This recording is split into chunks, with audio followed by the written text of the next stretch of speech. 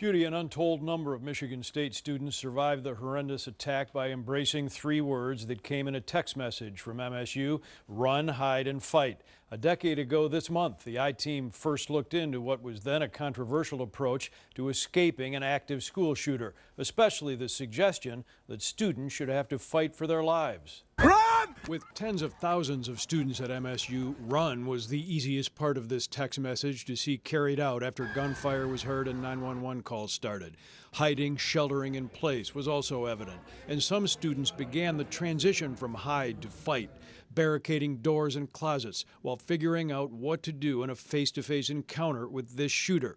Before leaving campus with weapons and loaded magazines, he shot 8 people, 3 of them dead. But even in real time, some students took to social media highly critical of this last element of the 3-word prescription for survival: fight, and that university officials were instructing them to do so.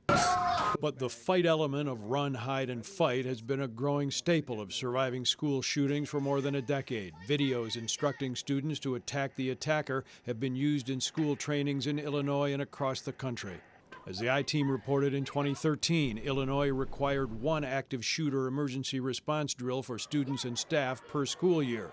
10 years and hundreds of mass shootings later, Illinois law still requires just 1 drill per year, with very little prescription for what they include or look like. A recent change in state law does require a drill early in the school year, the first 90 days. As a last resort, and only if your life is in danger, you may choose to fight to increase your odds for survival. In this video from University of Illinois and at other state institutions, police instruct students to identify common objects that could be used as fighting weapons. Ultimately, it is up to each individual to take responsibility for their own safety. If it seems the nation is having to run, hide, and fight more frequently, it's no illusion, and it obviously can't always save lives. A new report by the U.S. Secret Service tonight finds that in all mass shootings during a 5-year span ending in 2020, there were 513 people killed and more than 1,200 wounded. Almost a third of the shooters had prior police encounters. More than half were found to be suffering from mental illness.